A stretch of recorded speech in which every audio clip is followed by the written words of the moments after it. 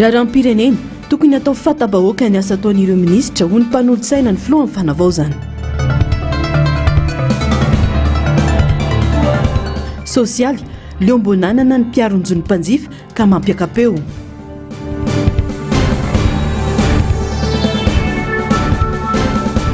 Station thermale ranomafana Ifanadina ianjadin'ny Gaboraraka sy lafo tantena. Ampifaliana sy ampitiavana indray tony kilasy tombovavy no ity dia ny sampana fampalalam-baovao ny tokantranonao amin'ity alina zoma 14 oktobra 2024 ity. Atesina ny arabary manasanao mpanazana anaraka ny vaovao hatramin'ny farany. Makasika ny fiainana politika sy ny fiainam-pirenena avy hatrany mitaky fanadiovana ny fiainam-pirenena mialo ny fifidianana lalam-panorenana ny rodobe ny mpanohana ny demokrasia ho an'ny Madagasikara androany na ny RMDM. Manana didy sy andraikitra goavana amin'izany ny antoko sy ny vovonana politika miaingy amin'ny fametrana ny antenimera ny fanavaozana ny fanatanterahana dinika politika atongavana ny amin'ny fifanarana iombonana. Ankoatrio nanolotra sosikevitra mirenana ny fiarahamonina sy ny sotoavina malagasy ho an'ny fitondram-panjakana ny RMDM. Fanampanazava. Mitaky ny andravana ny antenimera-pirenena sy ny seniny RMDM raha nanao fanambarana androany ka mitrana ny antenimera ny fanavaozana izay vondrona ny antoko sy vovonana politika eto amin'ny firenena. Mahita izy ireo fa tokony averina any amin'ny ministera ny atitany ny fikarakarana ny fifidianana. Ka ny olona tolotra ny atoko politika no mandimana azy ireo. Ny fifidianana vereno any amin'ny ministère de l'Intérieur. Reo manana administrateur civil reo efa manana ny fokotany rehetra mangaika any ambanivohitra rehetra any mafia tsara an'izany atao hoe fifidianana zany fantany ny olona ao aminy, fantany nisy ny vahoaka ao aminy sy mifeno valon'ny taona ao aminy angamba tsy ela zamanao rehefa fantina nisy fifidianana zany. Fa ankoatran'izay dia fandaniam-bola fotsiny isen'io aminay. Tsy azo idivirana ny dinika politika mialoha ny fikaonan-doham-pirenena andraisan'ny antoko politika rehetra anjara ka azona mandinika ny rafitra hitondrana ny firenena araka ny tokony ho izy. Lavon'ny zavatra maro no mila jerena sy vahana ao anatin'izany raha tsy resaka afa-tsy ny fiatriana ny fifidianana iantona ny mangarara amin'ny fahafantarany amin'ny antsipiriany ny famatsim-bola ny antoko politika mandritra izany. Io fotoana ihany koa no azona mamaritra miaraka sy mamoaka fifanarana iombonana tsy sy ny ady seza sy ady lahy politika. Tokony iaraka ivondrona ny atoko politika mitovitovy hevitra ao anatin'ilay débat politika dia misafidy izay rafitra hitondran'ny firenena na inona dia diniana ao anatin'izany koa ny famatsiam-bola ny atoko politika ny satria moa ao mantsy misy olona manana vola be dia be sy tokony tsy firohana fa tsy fantako hoe avy taiza ny hevin'ilay izy ka tokony ferana ilay izy mba hitovy ny fianlian'ny atoko politika ao anatin'ny manoloana ny fifidianana. Izay dia tia ametraka koa hoe ny vahoaka malagasy amin'ny maso mandidy nefa ny amin'ilay izy dia arakaraka ilay débat politika fivoakan'ilay débat politika eo sy ny accord politique izay ataon'ny mpanao politika dia zay vao alefa ny concertation nationale. Concertation nationale io dia atambatra amin'ny le débat politika dia amoahana ny lalam-panorenana malagasy hitondrana hoentina ny vahoaka hitondrana ny firenena. Mitaky fandraisana anjaran'ny malagasy rehetra ny fikonan-doham-pirenena ho ny fanamariana ka tsy tokony ho hita sy manolo-kevitra mandritra izany ireo tsy tena malagasy. Ankoatrio antoko politika mijoro ara-dalàna sy manana foto-kevitra maro-potitra no tokony andray anjara amin'izany. Zavo azy fa izay antoko politika mijoro ara-dalàna ao anatin'ny ministère ny intérieur io tsy misy olona azo ahilika na antoko politika azo ahilika eto amin'ny firenena fa mandray anjara ao satria ny hevitro maro mahatakadavitra. Ny vazaha ihany tsy tokony handray anjara na malagasy fa nanarony zomy mahagasy azy zany tsy tokony handray anjara.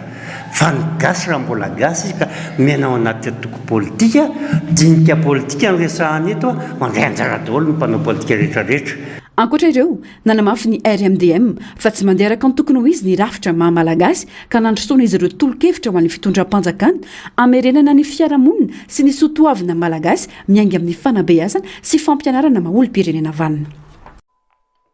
Mbola fanampy goavana eo amin'ny fitondrana ny fanavaozana ny fanatanterahana ny fikaonan-doham-pirenena noho izany mila manome vaovao sy manazava ny sainy olo-pirenena ny fitondrana hoe inona no antony mbola tsy risoana amin'io dingana io. Misy ihany koa ireo minisitra tsy mbola fantatry ny vahoaka ary misy ireo mpanao politika mamadika palitao noho ny fitiavan-tseza ho ny fanehoan-kevitra i Rabe Vahiny Elia. Ireo rehetra ireo no mbola mifamaofao sy manakorontana ny raharam-pirenena amin'izao fotoana. Tato vaovao ny Narcisse Karazavy sy Mathieu Princy.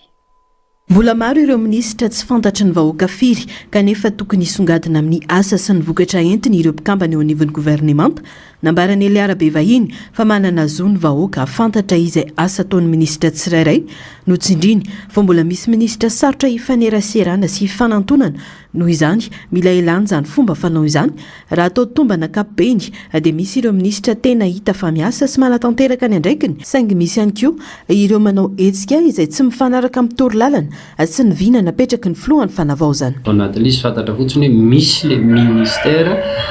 fa ilay ministra tena hoe zara fambotra mety samy manana ny fomba fiadiny na fomba fiasany ihany koa mba ny mahakasika an'izay fa saingy heverina hoe tsara raha mba mahafantatra ihany ny vahoaka malagasy na tsy afantatra tanteraka ary moa zany ny hoe fisiny le ministra ny asa vita sy ny karazany ao anatin'le izy. Ankoatran'izay ihany koa dia tsorona mihitsy aloha zany fa misy koa ministra dia miantso any président ary mbola mora kokoa mbola tsotra noho ny miantso azy. Mangataka fihaonana amin'ny président mbola mora noho ny mangataka fihaonana aminy. Zany no isan'ny manahirana ihany koa eto amin'ny tany sy ny firenena nefa tsika miresaka fanovana. Eo amin'ny lafiny politika kosa dia nambaran'ity mpanolo-tsaina teknika ny filohan'ny fanavaozana ity fa mampanany fahitana ireo mpanao politika miova foronana arakaraka ny tombotsoa sy ny toetra raha misy tsy tokony ho seza na tombotsoa manokana nefa no hibaiko ny firehikevitry ny mpanao politika satria mety hampihenatra ny fitokisan'ny vahoaka amin'ny mpanao politika sy ny mpitondra ny fivadibadiana palitao. Maha-mpanao politika dia tena hoe sady tony bakivaky le izy ady marary zany no mahamenatra satria aiza moa no men'ny vahoaka malagasy ny asiny ny mpanao politika aiza moa no tsy taky ny andravanana io androm-panjakana io ninona ndray anjara rehetra tamin'ny tolo enina enivon'ny fiarahamonina koa raha dia mipetraka izay fimenomenomana amin'ny tokony andravanana izao satria zany le fomba fihetsiky voamaly no orange voamaly no fantatr' izao fa hoe tsy miankina nefa milaza tsy miankina fa nitoana n'ilay raika alahy teo aloha ihany dia androany indray dia milaza manangana vovonana manohana an'ilay fitondrana fanavaozana dia za manokana aloha dia tena very amin'ilay izy hoe raha zany etika politika zany raha zany fomba fanao politika zany mba hoe anome modely ny tanora malagasy amin'ny fanaovana politika zany dia tena tsy misy mihitsy raha io antenimieram-pirenena io no tarafiny ao anatin'ilay izy ka indray mandeha hoe efa opotony antenimieram-pirenena ahoana ny tsy haravana io zay ihany tsy misy akoatran'izay na ozy izy zareo no milaza azy hoe raha sanatria tika arava dia efa mba haritsika. Ankoatra izay no amafisany famaiky ary mila hirosona ny fikaonan-doham-pirenena mipetraka ny fanontaniana hoy Elia Rabe Vahiny hoe inona ny mbola sakana, inona ny tokony fanomezan-tanana ary inona ny dingana tokony atao ahafahana miroso amin'ny fikaonan-doham-pirenena. Le fikaonan-doham-pirenena moa zany io dia samy miandry tsika ao anatin'ilay izy zay aloha manantena hoe andeha tsy hoely io ary andrandrainy pray tanindrazana ny visin'ilay fikaonan-doham-pirenena dia mamerina hatrany zao hoe mila atao mazava ny serasera ao anatin'izy aiza ny blocage inona ny tsy mbola mampiroso azy inona ny mety mbola tsy vita inona ny tokony fanampiana sy ny fanomezan-tanana mba hanafaingana ny firosoana amin'ilay fikaonan-doham-pirenena fa arahany gesta teknika ataon'ny hafa zany izay meritreritra ny ary ny tombotsoany sy ny karazany fotsiny dia mila mitandrina ihany tsika eo anatin'ilay satria ireo nge tsy hipetraka fotsiny koa. Namafisina nefa fa mila mailo ny filohan'ny fanavaozana manoloana ireo fiovana tampoka amin'ireo mpanao politika tsy tokony ho kajikajy momba ny seza sy ny fahefana no hamaritra ny lalana izoran'ny fanavaozana fa tokony ho tombotsoan'ny firenena sy ny fitakian'ny vahoaka. fa tonga nandray ny andraikiny eto Madagasikara Andriamatoa Ahmad Mohamed Al-Waib masoivony fanjakana Arabia Saodita vaovao noraisiny filohan'ny fanavozana ny kolonely Randrianirina Mikael teny amin'ny lapam-panjakana Iavlo ny tenany Mariana afefatra amin'ny 20 Oktobra 2022 no niorena ny fifandraisana diplomatika teo amin'ny firenena rotonto ary efa nisy hatrany ny fiara-miasa indrindra eo amin'ny sehatry ny fizantany fotodrafitrasa ary ny fampiasam-bola. Tamin'ny 9 Aprily 2022 ihany koa dia nambara fanokatra amin'ny masoveto eto Madagasikara Arabia Saodita izay fanoraisana tamin'ny fomba ofisialy tamin'ny 12 Febroary lasa teo. Manamafy ny fahavonona ny firenena rotonto, anamafy ny fiara-miasa izao fametrahana masovo vaovao izao. Taorin'izay dia nanainga ny azo an'ny tôlanaro ary tonga ny ariva teo tany antoerana ny filohan'ny fanavozana sy Ndramatovadiny anio ny diany any andro izy ireo izay anatanterahana hetsika fampihavanana. Tanjona amin'izany hampitombo ny firaisan-kina sy ny fifankazahoana eo amin'ny samy malagasy ka tsy sy ny fisaratsarana noho ny fiaviana na ny toerana ny aviana. Nambarany fa natao ohatra ho an'ny faritra hafa eto Madagasikara ihany koa ny hetsika fampihavanana ho tanterahina any androy.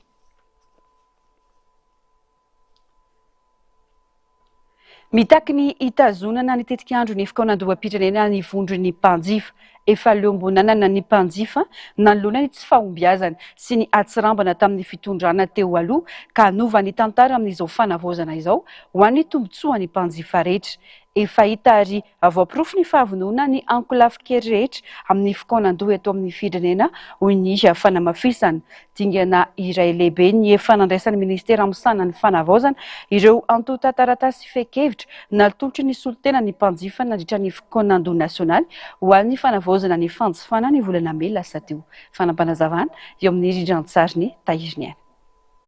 Voangona avokoa ny hevitry ny sokajin'olona rehetra niainga teny fotony teny anivony fokotany tamin'ny fanatanterana ny fikaonan-doha nasionaly ho an'ny fanavozana ny fanjifana. Afaka naneho hevitra koa ny sokajin'olona rehetra nahitana mpanao politika, fiarahamonim-pirenena, ny mpianatra, ny mpandraraha sy fikambanana maro samihafa manerana ny nosy ka nahazoana fekevitra 5 lehibe tamin'ireo loha hevitra 20 nodiniana nandritra ny atelona. Tombotsoa ny vahoaka malagasy no nivoatra tamin'izany ka hiverina hitondra fanovana. Efa noraisiny ministera misana ny fanavozana rahateo ihany koa ireo antota taratasy fekevitra natolotry ny solotena ny mpanjifa. Ireo rehetra ireo no niaran-kondoha ary namoaka ny firaikevitra iraisana izay efa nivoaka moa ary isaoran'Andriamanitra izy vita ao anaty boky. Tsy ho tombotsoanay manokana fa tombotsoan'ny vahoaka 30 tapitrisa fa anderiko ombelombieny no hoe ny hevitra izay mipotsaka avy eo dia tsy hevitr'olombitsy akora fa hevitry ny solotena avy any amin'ny fokotany manerana ny Madagasikara ary indrindrandrindra ireo olom-pirenena izay hitantsika fa matsapany izany atao hoe manana soa amin'ny mahampanjifa azy. Raha ny fantatra, manana solotena mandrafitra ny komity mpanomana ny fikaonan-doham-pirenena ny vondron'ny mpanjifa izay sany eo anivon'ny primatiora. Zava-dehibe izany ho ny fanamafisana ahafana miady ho an'ny fanavozana ny fanjifana. Feno dia feno ilay mpandrafitra an'ilay izy. Raisiko ohatra an'izany ohatra ny FFKM izay fantatsika fa ray aman-dreny ara-panahy izay mijery sy mahasoa ny firenena hatrizay raha nisy ny crise politika sy sosialy teto amin'ny tany sy ny firenena. Eo ihany koa ny ministera amin'ny fanavozana izay mpitantsoroka amin'ny resaka teknika ary mijoue rôle ihany koa natsotsika hoe solotena n'ireo fikambanana maro ireo ary indrindrandrindra mazava ho azy ny primatiora izay mpanao tanteraka ary izy moa izany ny tompony anaikitra ny amin'ny resaka komity ny manatanteraka n'izany asa mandritra ny fikaonan-doha nasionaly izany. Feno izany dia tsotra no hoe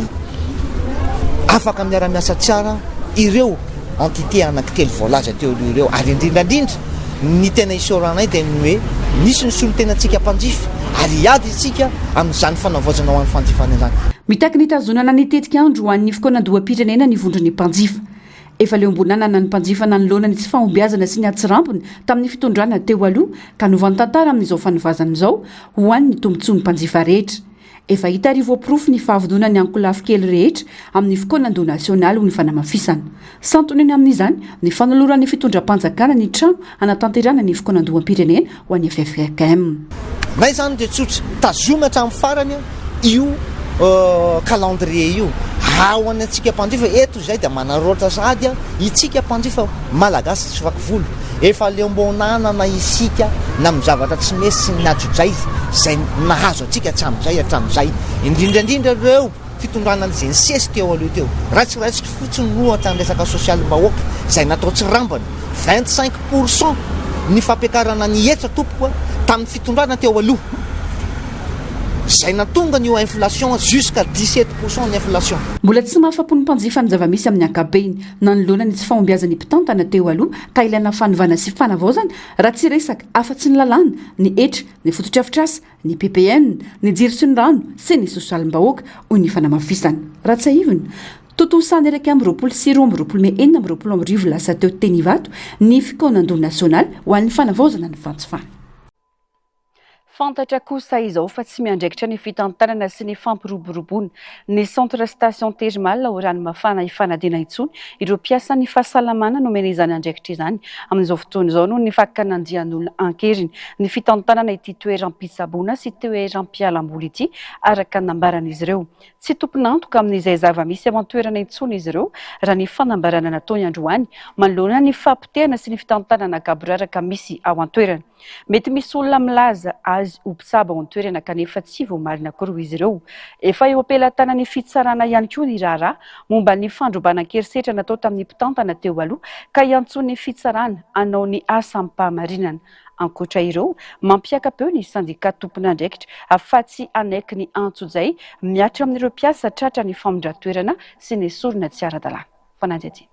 voafaritry ny didy amandalàna mazava fahafananany ministera ny fahasalamana ny centre termal lao rano mafana ifanadina ary mpiasan'ny fahasalamana no nomena andraikitra amin'ny fiantsoroana ny asa ao an-toerana mampanay anefa ny zava-misy ankehitriny manoloana ny fisinandian'olona ny ninana lefa nandroba sy nakankery ny fitantanana tamin'ny fomba tsy nanara-dalàna raha ny fitarainana ka tonga hatramin'ny fanesorana ireo mpiasan'ny fahasalamana tao an-toerana vizana sy lafo tanteraka ny ao an-toerana amin'izao fotoana antsony izy ireo hoe kao manoloana ny fampitehana sy fitantanana gaboraraka tsy misy mpiasan'ny fahasalamana miasa ihany koa an-toerana kanefa toeram-pitsaboana no tena fantarany maro azy nilaza no tsy tomponantoka amin'izay zava-misy ireo mpiasan'ny fahasalamana teo aloha dia tsy afaka manatanteraka ny andraiky nitsony ny mpiasa fahasalamana ao ifanadiana ao amin'io centre io izany a dia noho ny fisiny andian'olona zay nanao bodongerina nametraka borina tao amin'ny centre manontolo ary nytoy koa tamin'ny vakitrano famakina trano sy ny fangalana ny lakile ny centre rehetra ary tsy nafahana ntsony niditra ao amin'ny toerana centre termal Ramafana mety misy olona milaza ho mpitsabo zay miaraka amin'ireo olona maka ao ireo nefa tsy voamarina zany ny hoe tena mpiasa fahasalamana ve dia milaza za amin'ny mamédecin fa tsy tomponantoko amin'izay zavatra mety mitranga ka fanohitra amin'ny resaka fahasalamana amin'ny toerana io mihatra ao amin'ny toerana io amin'izao natao hoe kao satria mampalahelo fa kapaina ny hazo anaty fotoana foy dia efa kapaina zareo miditra ao indray ny hazo zay mba miaro an'io rano mafana io a nisy ny ataontsika hoe plaque d'inauguration tamin'ny faha 720 taona ny centre termal tamin'ny 29 septembre 2023 nanaovana an'izany dia efa nipotehana koa efa nilalorana sima eo koa ny fitantanana gaboraraka sy ny loto sy ny namana tsy tompona andraikitra amin'izay zahay olomboafidy sy olombotendry no voalasa fa ambadika ity raharaha ity raha ny fanambarana no everina ho afaka masy nandamina ny olana manoloana ny foaram-pefy ny tranga natao ny tompona ndraiky mpanjakana tao an-toerana kanefa ny fanohitra tamin'izay ny zava-nisy hoy ny fitarainana ny atefa tamina tompona ndraiky mpanjakana an-tany an-toerana mantsatra sy manaisitra ny borina zay tonga ao amin'ny toerana ary miezaka napisy ny hoe prévention des troubles no zavatra natao zany hoe hoan'ny olona zay manao herisetra sy ny rehetrarehetra zany no tokony nandraisan'ireo tompona ndraiky mpanjakana reo andraikitra ny fanohitra tamin'izay nefa zava-nisy a araky ny tsikatra dia araky ny aino zay moa tsy nanatrika fa io tompona ndraiky mpanjakana zay nehetrarehetra fa hanao ny prévention des troubles io a no tarika mihitsy ny famakina trano sy ny fangalana ny lakile sy ny zavatra rehetrarehetra zay tsy ndahafahana tsony nanao ninina atao amin'ny centre. Niara-ny raha matahora sy antsoday tamin'ny tiraray ity ny mpitantana teo aloha izay tonga hatramin'ny fakana sy fanapotehana ny entany rehetra tsy natrehana vaty tany. Lamba teny akoditra sisa tavela teny aminy tamin'izany fotoana raha ny fitantarana. Efa nisy nikasa aka hatry ny ela ity toerana ity ka ny fijoroany tamin'ny fanoheran'izany sy ny fiarovana ny fitoerana no nanaovana ireo fihetsika ireo taminy. Efa ny apela-tany ny fitsarana ny raharaha ankehitriny ka iantsony azy ireo anao ny asa ampahamarinana sy aradrariny. Fefa ela no nisy ny kiasa ny hakany io centre thermal io fa noho ny fijoronay noho ny fijoron'ny tena na ny fiarovana n'io centre io dia niarany atsojay sy ny rahamatahora ary ny faratra amin'ny famakinan'ny toerana izay nametrahana ny entako talohany amin'ny fotoana izay nanatanterahako ny fifindra-toerana izay namondrana tany Manakara. Ka amintsika miteny zao dia mametraka fitokisana tanteraka amin'ny fitsarana satria efa misy raha mandehany amin'ny fitsarana any. Mametraka fitokisana tanteraka amin'ny fitsarana mba hijery akaiky ary hamoaka ny rariny sy ny intsiny makasika an'izany raharaha station thermal izany. Nampiakapeo ary mivondrona manoloana ny toe-javamisy ny sandikany fahasalamana manoloana ny antso-jay atao amin'ny mpiasa tamin'ny fanesorana sy famondra-toerana tsy aradrariny. Manaraka akaiky ny raharaha-pitsarana izy ireo ka eo ampiandrasan'izany no iantsony izay mandraikitra izany ny fahamarinana ny fitsarana tsy mitanila. Dia tsy manaiky ny antso-jay izay atao amin'ireo mpiasa ireo ary anaraka akaiky ny raharaha izay efa mandeha eny amin'ny ministerany eny amin'ny fitsarana amin'izao fotoana izao ka angatahana ihany koa ny ametrahany fitsarana ny fitsarana madio sy mahitsy ary mangarara anatin'izay ka mametraka fitokisana tanteraka amin'ny fitsarana izay mba tsy isiny fitanilana anatin'izany satria misy olom-boafidy ao anatin'izay zavatra izay vao teny ao anatin'ny fitoriana ary misy koa ireo olom-boafidy manao an'io antso-jay io miaraka amin'ireo olom-boatendry miaraka aminy manao an'izay fanaparam-pahefana izay ihany. Ankoatra ireo raha ny fantatra lefitry ny filohan'ny sandika iray mbola amidy any am-ponja amin'izao fotoana rehefa nanao fanairana momba ity raharaha ity. Raha tsaivina efa nisokatra tany amin'ny taona 1990 ny centre station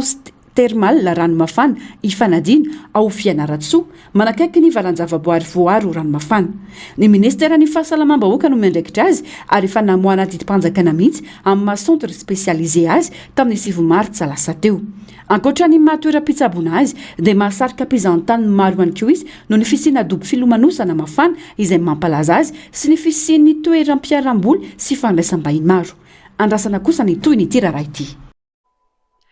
Nisy ny fivoriana tao anatin'ny 5 amin'ny taona nijoroan'ny hopitaly Sensoa amin'izao fotoana manana departemanta valo ity toeram-pitsaboana ity ary tsy miaramila irery no raisina an-tanana sy miasa ao an-toerana ahafaha mitambatra eo avokoa na sivily na miaramila. Narcisse Karazafy miaro-tanjona. Iray amin'ireo hopitaly afaka manao fandidiana fo misokatra ny centre hospitalier de Soavinandriana na ny Sensoa misy valo ireo departemanta misy ao aminy amin'izao fotoana ary manana fandriana 500 eo izy amin'izao fotoana izao raha ny fanazavana. Tolotra vaovao napetraka ao an-toerana kosa ny service gériatrie na ny fitsaboana sy fandraisan-tanana ireo zokiolona. Ny antsoina ny service de gériatrie dia sampa fitsaboana anankiray mitsabo ny be antitra. Raha any amin'ny ivelany dia service malaza izy satria mitombo ny espérance de vie ny olona any ivelany dia betsaka koa zany reo be antitra tsaboiny. Ny tepany ny Sensoa ny antony nanokafana n'izany service de gériatrie zany dia fahatsapana ny volony indrindra fa tsy dia tena ampy loatra ny fandraisana tanana ny be antitra dia misitrika any amin'ny service hafa izy ireny. Indrindra ny fandraika tamin'ny fahatongavany tena manam-pahaizana manokana mahakasika an'izany gériatrie zany dia tsy maintsy misokafana ny service mandray an-tanana ny marary be antitra eto anivon'ny hopitaly fa manampy tosika ihany koa ny ministera ny folo an-dà ny fikarakarana an'ireo mpiaditra anainy ancien combattant zay mbola misy amin'izao fotoana dia everinay fa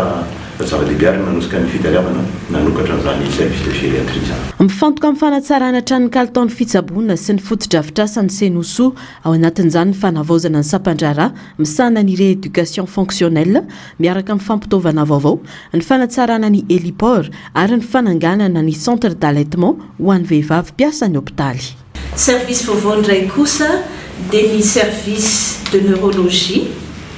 service de dermatologie, service médecine polyvalente et gériatrie, service kinésithérapie zay mitokana indray amin'izao ary zay koa mahatonga anay lasa manampy bebe kokoa an'io service io hirongatra ary atao tsangabato mandritra ny hetsika rehetra. Ankoatran'izay ihany koa moa zany ny hôpital centre hospitalier de Soavinandrina dia miezaka ho mame innovation. Tsika moa zany anatin'ny tantara hôpital voalohany teto Madagasikara manavaka n'ity hôpital ity moa zany dia ny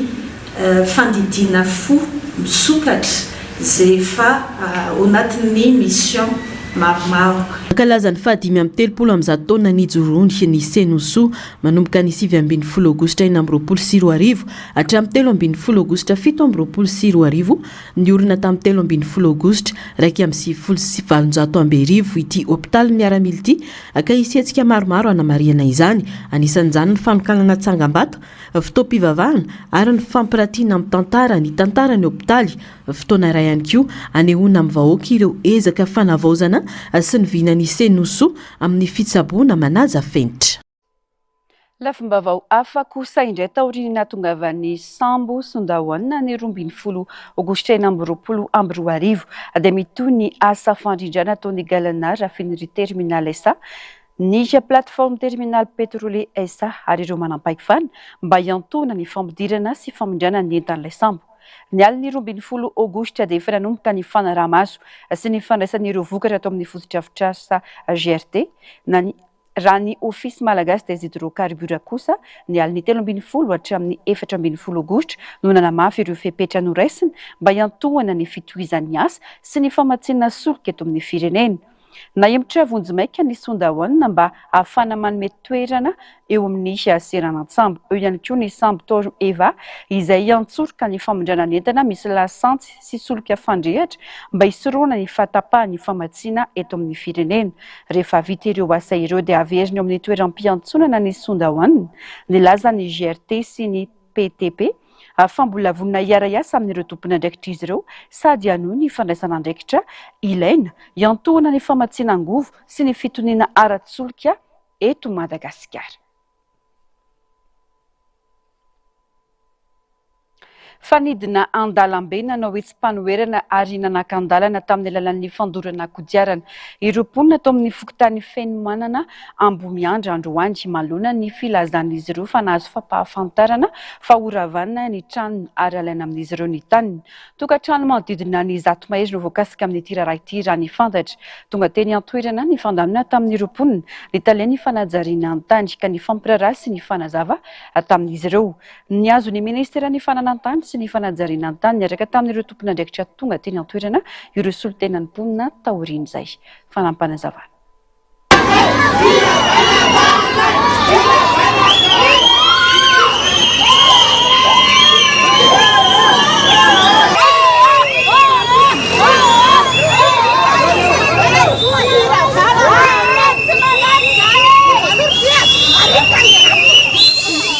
Naneo ny atezerana ka ny afara tamin'ny fanampandarana tamin'ny alalan'ny fandorana kodiarana teny Ambohimiandra ireo mponina amin'ny fokontany Fenomanana Ambohimiandra ny atoandro teo.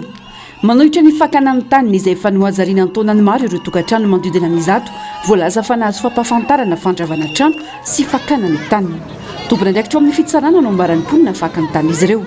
Efa navidy dingana sy taratasy ny akamaroan'ireo voakasika saingy misy ny sakatsakana amin'ny fikarakarana taratasy no ny fisiana tsindry ho ny fanamafisana.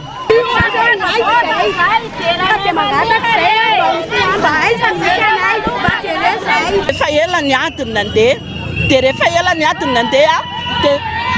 le olona ao amin'ny tribunal mihitsy mpiasa ao amin'ny tribunal mihitsy no tonga taty aminay tamin'ny herinandro hoe miala izay ary nitondra ny taratasy ary io tompoko dia efa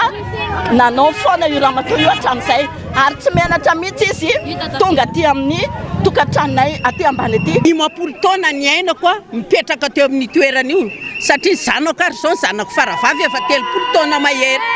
dia nefa io madama io tonga teo milaza fa anazy ny tany fa io zao mpiasa ny tribunaly dia raha ohatra zany zay mandefa taratasy dia tsy maintsy mandalo ao anaminy hatramin'ny taratasina eny domaine na rirarira ny domaine fotsiny ny avy amin'io madama io zay nanaraka discipline zay tokony narahana ny amin'ny fananatany nefa dia fierenjaviny ka mazava ho azy fa io madama io tonga ty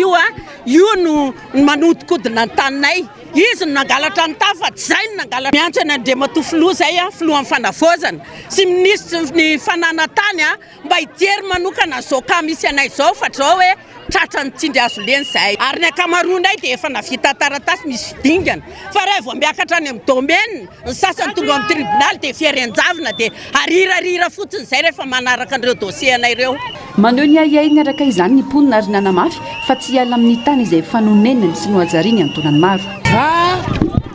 nanazary ny tany io nandritra ny 7 taona 20 taona tenako zao azonao zany milaza le tompony fa eto akaiketo mipetraka nanina lalana mandroso miveriny olo misy lalana teo mamboly eo tsy mba nisy olona nanakana hoe anay ny tany nangatya mamboly fotsiny hatramin'izao mbola ty nefa mitsangana tany ary faharoa manaraka zany nanangatrany reo olondreo laza tompotany izy vato sy mibrika eto mipetraka raha tena manana anazy ny tany tokony tonga izy hoe reo olona anay ny tany fa manangana tranonareo izao mitsangana ny tanynay dia avy milaza hoe mpiasa tribunaly valo zay tsy manaiky zay hoe mpiasa tribunaly gara mpiasa tribunaly dia anao ny lalàna dia anao zay tiana atao anao tao zany ny fiainanay tsisy olona tonga tao hatramin'izay nefa noho izao amin'izao fotoana zao dia minoza mitalaza le olona hoe mpiasa ny tribunaly dia tonga ao ka noho izany tompoko dia miantso zay ny ministry ny fanajariana ny tany mba hijeranay akaiky amin'izao tsindrilena mahazo anay izao fa zay dia tsy hanaiko mahitsiny satria nantaona maro nipetrahanay tao ary dia zao hoe dia hoe sorona fotsiny zahay ka noho izany tsy manaiky azany zay tompo tonga ny fandamina ireo mpanao fihetsiketsehana teny antoerana italiany fanajariana ny tany ka nisy le fifampiresahana teo amin'ireo mponina nandritra izany ho nanamafisan'izy ireo ny antso amin'ny amoana ny mangarara sy ny rarina ny tsiraraha ity natria hoe anakorotana tena hitondrana fofonana aloha zany raha tsy nety nataonay tena hitondrana fofonana tompo fa zay zany hitanay satria zay majinika dia zay ny hitanay fa makasitraka entompo anay aloha dia nety satria zareo tena efa tena hoe leo zany zay efa isaky mandeha zay dia ampirorona foana raha izao no lasa vataka 4 minutes dia ahoana indray atory atsena ohatsanay zay tsy manana vola no fanatsano zanakay mbola mianatra mbola ady mafiny dia tavana vola ampidirana zanakany ampianarana zao zao da atoanay fa anaty fahaterana teo niteraka nefa dia zao mahazany fianaka aviko sy ny zanako ray manontolo mangataka amin'ny eo manam-pahefana tompoka mbola petraka somatsara zay minakavy amin'ny toerana lasa mpanambazo atao dia mba angatana mba tena tonga dia hoe mba menanay le izy satria za ty tao niteraka atao mbany tao nahoana fa mila mangarara zany ny tenako amin'ny fianakaviana manontolo avako dolo reo dia zay zany ny ilaiko dia mangarara ny ilaina dia mipotra tsara marina rehetra zay mangarara ny ilaina fanavozana zao dia alohana vao misy sika tsy misy tsy vita ny fifampiresahana ho ny fanamafisana aka hitondrana ny raraina ny evin'ny ministera tompona ndraikitra hitadiavana vahaolana miaraka ka ny ministera orin'izay no mijery ny rary ny sinitsy momba ny fifamolanana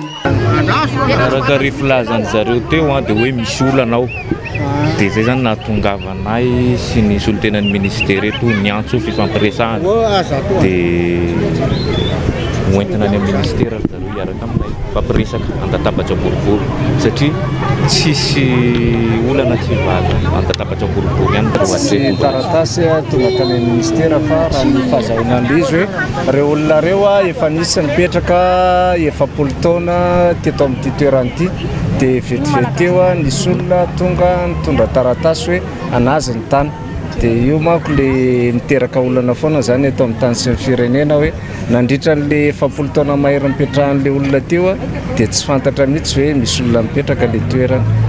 dia izay le hojerevana zany hoe tsy maintsy ao moa le tompon'andraikitra lehibe ministera ifampiresaka amin'ireo solotenany fokon'olona izay nanao an'ity fihetsiketsehanyity dia izay no atao hoe tsy maintsy jerevana ihany koa nefa hoe inona ny rariny inona ny hitsiny inona ny ara-dalàna ny azon'ny ministera ny fananantany sy ny fanajariana an-tany niaraka tamin'ireo tompon'andraikitra tonga teny antoerana ireo solotenany mpony taoriny io ka andrasana ny fivoarany rara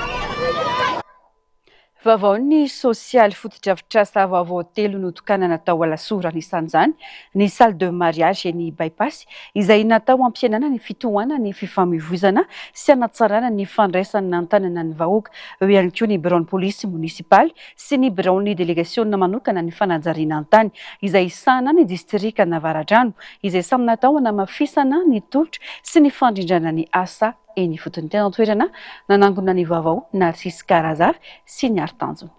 Mitombo ny fitohanany fisoratam-panambadiana tao amin'ny commune Alasora notokanana tamin'ny fomba ofisialy tao amin'ny centre administratif bypass Alasora ny trano fisoratam-panambadiana vaovao sy ny bureau police municipal miantso ny jerena ny fanatsarana ny situation juridique de terrain eo anivon'ny commune ihany koa ny bentanana ao Alasora ho dingana iray anohanana bebe kokoa ny fandaminana sy ny fampandrosoana ny commune. Mety zany ny fametrahana an'ilay salle de mariage eto amin'izay kokoa zany hoe amin'ny fandrosoan'ny commune Alasora efa mibetsaka ny mponina betsaka ihany koa ny mpanatrika mariage eto amin'ny commune Alasora zany izay tsy omby amin'ilay salle de mariage amin'izao fotoana dia tena fotoana izao ary isaorako etoana ny ministre ny fanajariana ny tany sy ny fananantany izay nanome an'ity toeranyity ny ao amin'ny ministera zany izy rery ihany no ministre hoe tena tonga dia nanam-piniavana hoe alefasy monsieur le maire ny fanorenana n'le trano fa ho an'ny vahoaka io nanampy anay tamin'izany ny solombavam-bahoaka Navaradrano dia ny ekipan'ny monsieur le ministre ihany koa zany taorinany tao anatin'ny fanatanterahana n'izany rehetrarehetra zany. Nosokafana tamin'ny fomba ofisialy androany ihany koa ny bureau ny délégation manokana ny fanajariana an-tany izay isana ny distrika Navaradrano aka fotodrafitrasa telo vaovao no azon'ny mponina ampiasaina izay natao indrindra nalefahana ny fitohanana ny fifamoivoizana eny an-tampon-tanàna na Alasora. Mahakasika ny faritra eto amin'ny adidina eto moa zany dia ahitana voalohany indrindra ny bureau en délégation ny aménagement du territoire eo ihany koa ny salle de mariage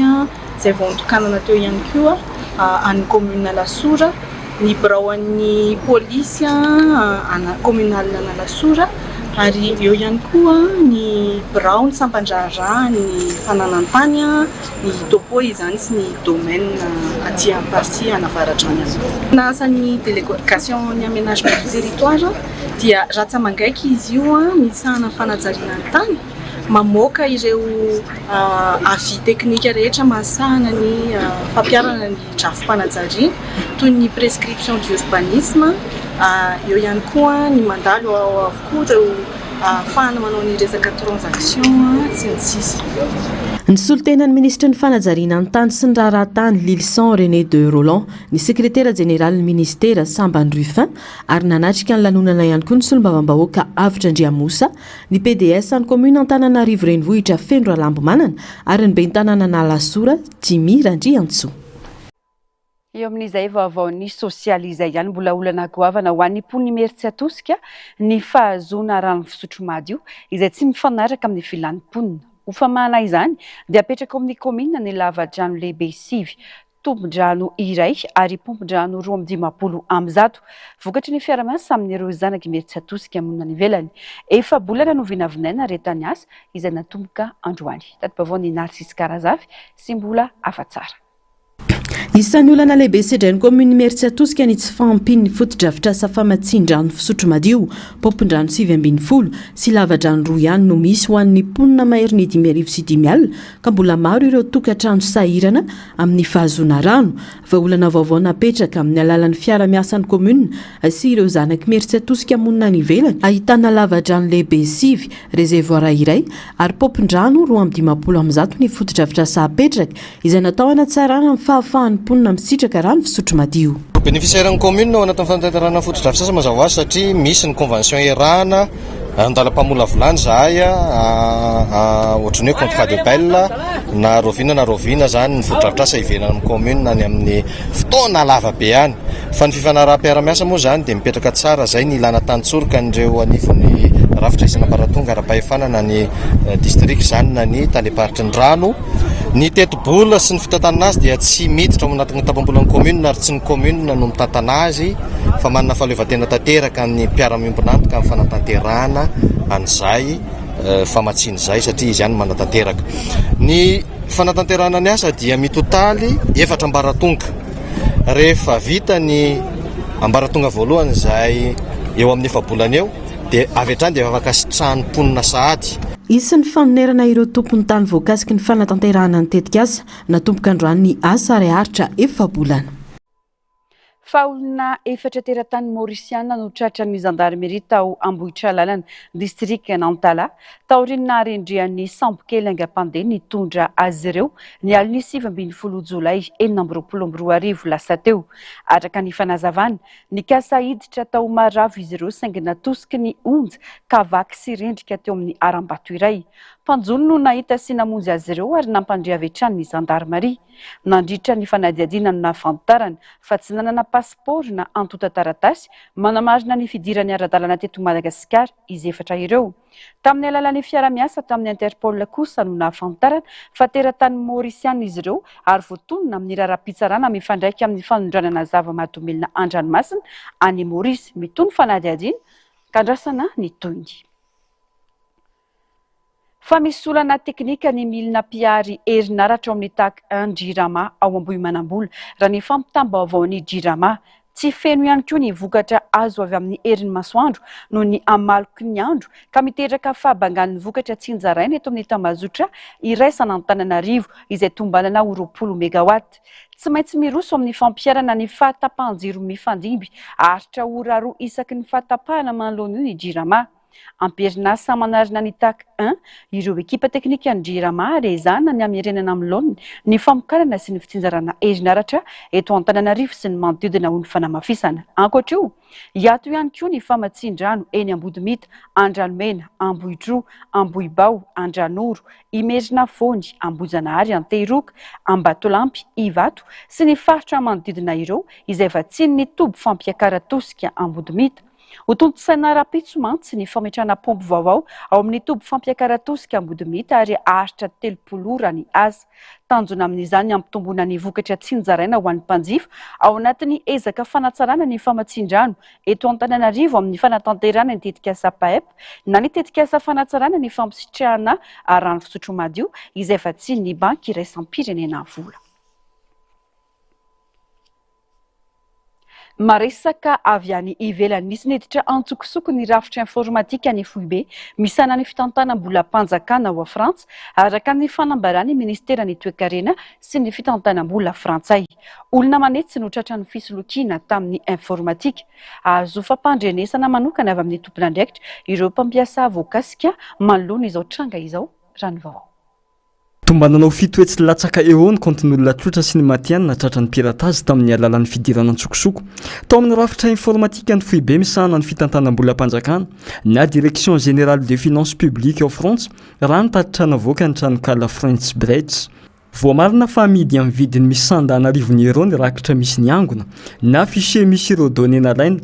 No jeren'ny mpisoloko tamin'izany ny angona momba ny tlotra sy ny orinasa ny faran'ny volana jona teo raha ny fanambaran'ny ministeran'ny fitantanam-bola ho malalaka misy. Tsy nolazaina mazava tamin'izany ny karazana angona na données azon'ny mpisoloko tamin'ny informatika fa saingy izy fampandrenesana manokana ho an'ireo mpampiasa voakasika tsirairay. Ao anatin'izany no hanazavana ireo angona mety azon'ny hafa na nalaina ary koa ireo fepetra tokony ho raisina manoloana izao tranga izao. Ny vorona Grand Ibijo sy ny bibilava Ateris ispida ireo indray no hafakely atolotra-nao anio araoary. Vorona hafakely hita any Amerika afovoany sy atsimo ny Grand Ibijo na ny Nyctibus grandis. Miendrika lava sy mahi ary miloko volon-tsokola mifangaro volondavenona ny Grand Ibijo. Ny tena mampiavaka azy dia izy mampatahotra sy manana feo misteri izay toy ny feona matotomitomany manakoako any anaty ala. Amin'ny alina ny tena mampiavaka azy. Mitovy loko tanteraka amin'ny hodikazo koa izy, ka toy ny hoe hazo ihany raha jerena. Mijanona tsy mietrika eo amin'ny vatakazo na sampakazo mandritry ny andro ity vorona ity. Ny vavany somary misokatra no mahatonga azy hitovy amin'ny sampakazo maty, ka mamitaka ny hafa na dia ireo biby piremby tena mahay mijery akaiky azy. Tia mitoka-monina sy sarotra hita koa ity vorona ity, ka aleo ny miafina toy izay mifangaro amin'ny hafa. Ny bibilava Ateris ispida dia karazana bœuf vipère misy tsilo. Bibilava misy poizina mieneny amin'ny hazo izay hita any amin'ny ala tropikaly afovoany sy atsinany any Afrika. Miavaka amin'ny kirany lava sy misy tsipika mitsangana eo amin'ny lamosiny ity bibilava ity, ka mahatonga azy ho toy ny hoe misy volo na tsilo, ary mitovitovy endrika amin'ny dragona kely ihany koa. Mandady sy mikisaka amin'ny alina no mampavitrika azy. Eny amin'ny kirihitra sy ny hazo no hipetrahana, izay iananjehany sakafo toy ny biby pikiky madinika, biby miaina an-tanety sy an-drano ary androngo. Tapitra ny fampahalalam-baovao tombo-kilasy tombovavy sy mankasitraka fenanao nanaraka izany hatramin'ny farany. Warainao ry izao fampahalalam-baovao izao ny fandaharana dinika ny tenako kosa mametraka ny mandrapitafa ao amin'ny rampitso indray. Veloma tompoko.